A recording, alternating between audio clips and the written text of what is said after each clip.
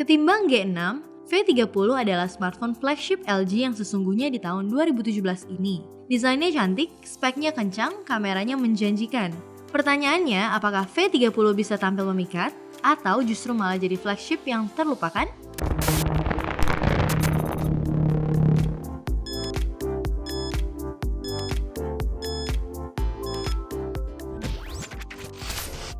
V30 punya desain yang lebih cantik dan luas dibanding G6. Smartphone ini udah berlapis bodi kaca di bagian depan dan belakangnya. 100% kelihatan mewah. Tata letak tombol dan kameranya kurang lebih serupa G6. Semuanya serba imut. Modul dual kameranya nggak terlalu besar dengan ring yang agak sedikit menonjol. Begitu juga dengan tombol power sekaligus fingerprintnya, tergolong kecil. Di bagian belakang ini kita bisa lihat logo Bang & Olufsen yang posisinya ada di tengah. Lebih gampang kelihatan dibanding logo LG yang ada di bawah. Logo Bang & Olufsen menandakan kalau LG juga nyertain earphone spesial dari Bang & Olufsen secara cuma-cuma. Earphone ini bisa langsung dipasang di bagian atas smartphone. Ya, meskipun V30 punya sertifikat IP68 tahan air dan debu, tapi tetap punya jack audio 3,5 mm. Sayangnya untuk loudspeakernya mono, cuman ada di bagian bawah. V30 sendiri punya layar 18:9 berukuran 6 inci. Panelnya bukan lagi IPS, tapi udah OLED buatan LG. Karena bezelnya super minim, tentunya feel saat pakai jadi nyaman. Intinya nggak terlalu besar untuk smartphone berlayar 6 inci. Malah, kalau dibanding Pixel 2 XL yang sama-sama punya layar 6 inci, dimensi V30 masih lebih compact. User interface bikinan LG yaitu LG UX adalah salah satu UI yang simple dengan fungsi-fungsi memadai. Kita bisa pilih home screen dengan atau tanpa app drawer.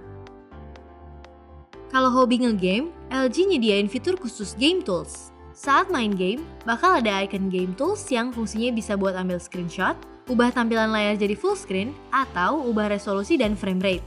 Nggak cuma untuk main game, enaknya kita juga bisa atur rasio layar untuk semua aplikasi yang terinstall.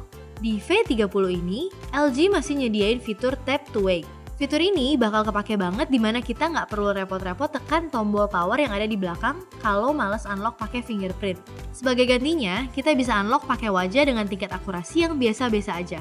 Face recognition ini masih kalah kelas dari Galaxy Note 8 apalagi iPhone X, karena kita nggak bisa pakai saat gelap.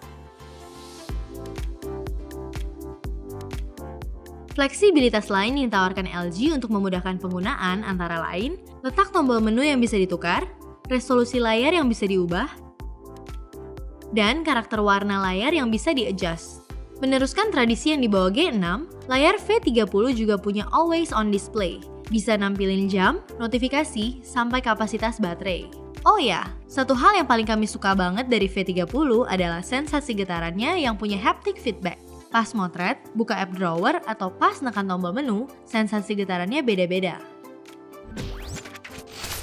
V30 mengantarkan LG bergabung di zona elite flagship Android karena smartphone ini udah pakai Snapdragon 835. Tapi, spesifikasi lain yang dibawa tergolong standar, yaitu RAM 4GB dan storage 64GB. Walaupun kapasitas RAM-nya masih 4GB, tapi selama kami pakai, baik buat multitasking ataupun main game-game berat, sama sekali nggak pernah ada kendala. Yang justru agak kurang jos adalah layarnya.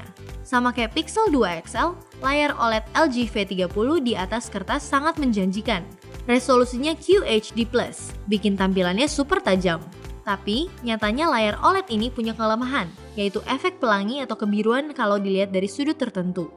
Di luar masalah blue shift atau kebiruan, layar V30 sudah kekinian dengan dukungan HDR10. Kecerahannya makin terlihat optimal saat nonton YouTube atau Netflix yang memang udah support HDR. Sementara sisi audionya mirip-mirip Galaxy S8 atau Note 8 yang cuma punya speaker mono. Di sini, LG lebih ngutamain optimalisasi audio via earphone Bang & Olufsen plus quad DAC. Nggak bohong, kualitasnya emang bakal manjain pecinta audiophile. Detail banget. Nah, bicara soal hardware, kami kurang yakin baterai 3300 mAh LG V30 punya daya tahan yang oke. Dan kenyataannya ketahanannya lumayan aja. Pakai satu SIM card tanpa main game, tapi rajin buka medsos, browsing, dan streaming, SOT yang kami dapat sekitar 5 jam aja. Kalau mau charge, ada dukungan Quick Charge 3.0 yang bisa ngisi penuh dari kosong dalam waktu kurang dari 2 jam. Kalau kita adu dengan G6, cuma kamera utama V30 aja yang meningkat, dari 13 jadi 16 megapiksel dengan aperture f1.6. Selebihnya, resolusi kamera sekunder dan kamera depan V30 masih sama seperti G6. Begitu juga dengan mode-modenya. Kita bisa motret dengan tampilan full screen, bisa juga motret barengan pakai kamera depan dan belakang. Ada juga mode manual yang pengaturannya super lengkap, bahkan bisa dipakai saat record video. Secara keseluruhan, kualitas kameranya memuaskan. Kamera utamanya jago saat low light dan close up. Sementara, kamera yang wide juga asik buat motret acara reuni ataupun gedung. Walaupun masih ada distorsi, bagi kami tetap keren, seperti motret pakai GoPro.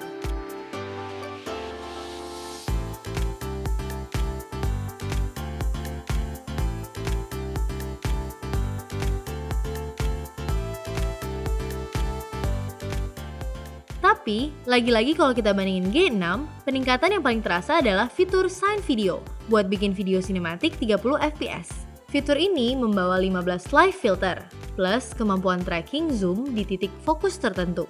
Ya, fitur inilah yang menurut kami paling keren dari kamera V30 yang belum ada pesaingnya.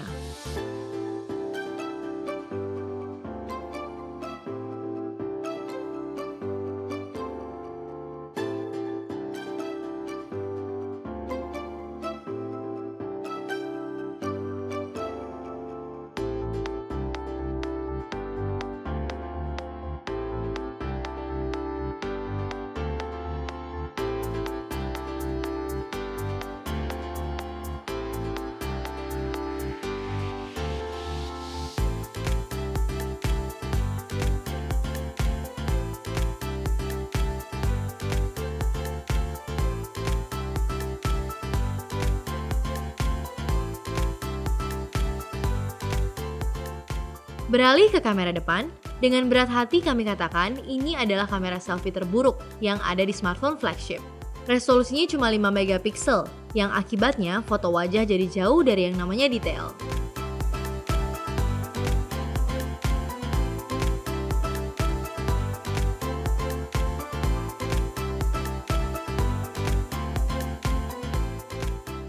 LG V30 adalah smartphone yang cantik, ngebut, dan punya kemampuan merekam video sinematik yang ciamik. Tapi, apa yang ditawarkannya rasanya belum cukup untuk melawan flagship lain, seperti Note 8, iPhone X, atau Pixel 2. Terlebih lagi, harga yang dipatok LG cukup tinggi.